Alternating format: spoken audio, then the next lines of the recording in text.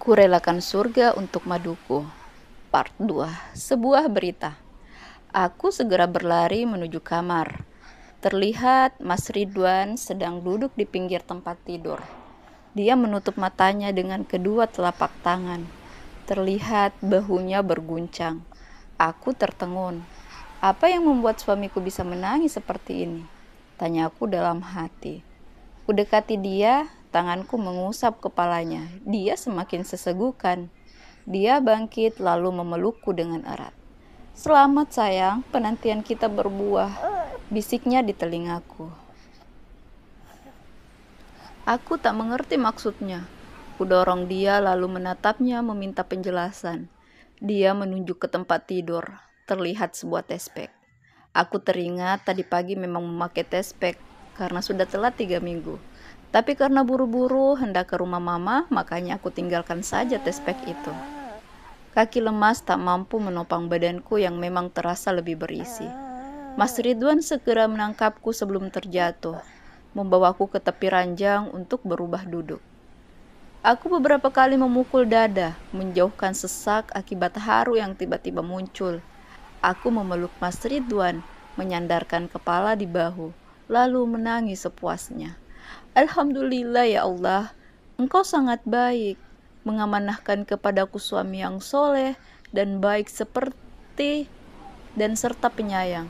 Lalu kini Engkau sempurnakan nikmat dengan mengaruniakan anak yang sedang tumbuh di rahimku. Sungguh Engkau maha pemberi, lagi maha menyayangi." Aku mengusap muka dengan kedua tangan. Mas Ridwan sujud syukur, sebagai bentuk kebahagiaan atas kabar yang baru saja kami ketahui. "Sayang, ayo siap-siap, kita ke dokter untuk periksa." Mas Ridwan menarik tanganku berdiri.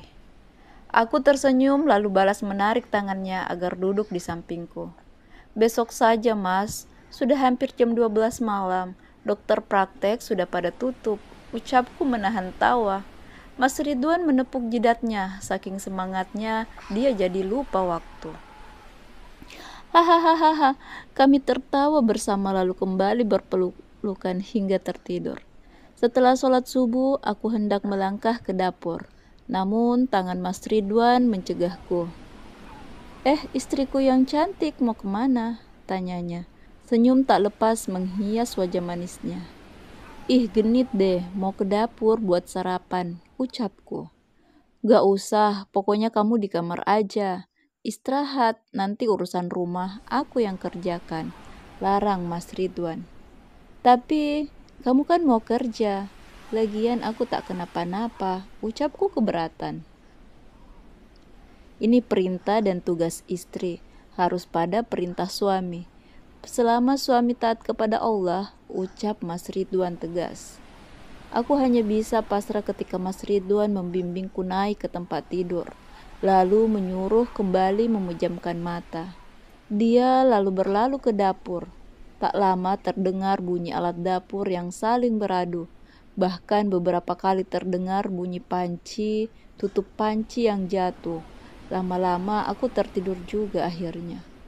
"Sayang, bangun," suara Mas Ridwan terdengar membangunkanku. Pipiku diusap lembut dan tercium bau bawang goreng yang sangat harum. Tiba-tiba, "Hek, hek," aku tak bisa menahan mual. Aku muntah di tempat tidur. Perutku terasa dikocok-kocok, keringat dingin membasahi tubuh. Mas Ridwan panik, dia segera berlari ke dapur mengambil air hangat. Lalu kembali lagi ke kamar, membuatku minuman, lalu memijit teguk agar terasa lebih enakan. Setelah itu membantuku membersihkan badan, mengganti spray dan kembali menyuruhku istirahat. Terlihat peluh membanjiri pelipis dan badannya. Baju dan kutang yang dia pakai telah berubah basah. Berkali-kali aku mengucap syukur diberi lelaki yang sabar seperti dia. "Kamu mau sarapan apa? Nanti Mas beliin," tanyanya. Nasi goreng yang sedari tadi dimasaknya susah payah kini telah dimakan. Aku menutup hidung selama dia makan. "Aku ingin rujak," jawabku. Air liur keluar saat membayangkan buah mangga yang mengkal dicocol bumbu rujak yang manis dan pedas. "Dak ada rujak sepagi ini sayang," ucap Mas Ridwan. "Pokoknya mau rujak." Ucapku, entah kenapa pagi ini aku senang sekali menyusahkan lelaki halalku itu. Dia menarik napas kemudian kembali menghembuskannya lalu tersenyum kembali. Tunggu ya, Mas cari dulu. Mas Ridwan berlalu setelah sebelumnya berganti baju. Dia mengambil dompet dan kunci mobil. Entah kemana tujuannya, yang jelas dia pulang harus membawa rujak pesananku.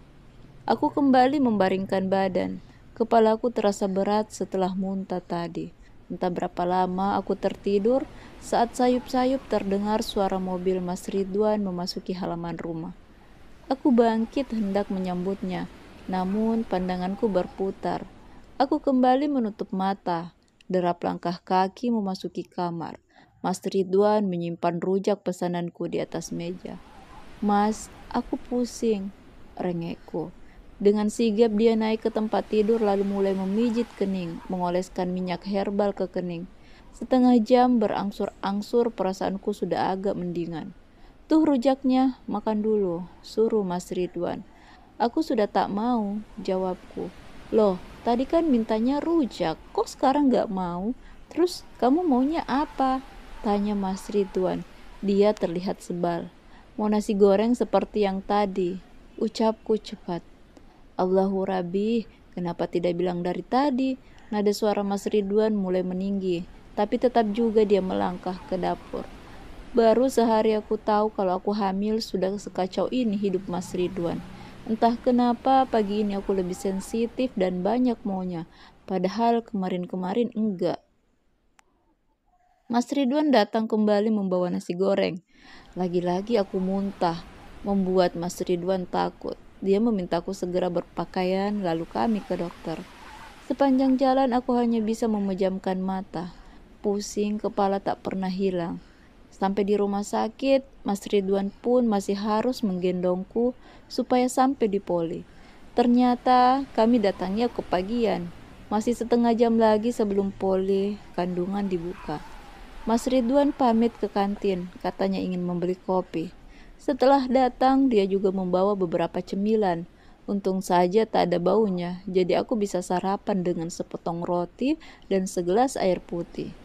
Pasien atas nama Ibu Rahma, panggil seorang perawat yang baru saja keluar dari ruangan. Mas Ridwan membantuku berdiri, lalu masuk ke ruangan.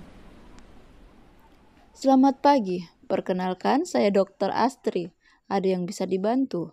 Tanyanya setelah sebelumnya dia menjabat tangan kami lalu menyuruh duduk di kursi di depannya. Saya mau periksa istri saya, Dok. Sudah 3 minggu tidak datang bulan. Kemarin tes pek, garisnya 2, tapi masih samar. Ucap Mas Ridwan menjelaskan. Harusnya aku yang berbicara, tapi suamiku memang seperti itu jika sedang penasaran. Dia tidak akan segan untuk mewakili. Baik, kalau begitu, langsung USG saja. Silahkan ke tempat tidur dan ikuti arahan perawat yang akan membantu ibu, suruh sang dokter. Tanganku dingin, Mas Ridwan menuntun ke tempat tidur. Seorang perawat membantu aku, disuruh melepaskan celana yang aku pakai. Untungnya tadi aku memakai gamis. Dokter datang mendekat setelah memakai handscoot.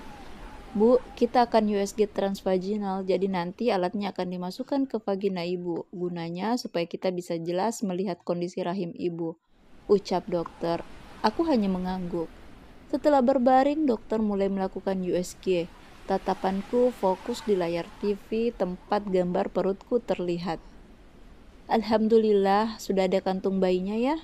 Mas Ridwan meremas tanganku ketika dokter berkata seperti itu. Beberapa kali dokter mengetik sesuatu, mulai dari besar kantong hingga usia kehamilan. Sudah ya Bu, ucap dokter setelah selesai pemeriksaan. Kembali suster membantuku mengenakan celana yang tadi kulepas. Mas Ridwan kembali menuntun aku duduk di depan dokter. Baiklah, Bapak dan Ibu sudah mendengar kabar bahagia. Namun, saya ingin menyampaikan sedikit kabar buruk. Semoga saja kalian berdua bisa mengambil hikmahnya, ucap dokter dengan wajah serius. Aku meremas tangan Mas Ridwan, begitupun sebaliknya. Apa itu, Dok? Tanya Mas Ridwan. Dari hasil pemeriksaan sepertinya ada tumor di dalam rahim istri Bapak.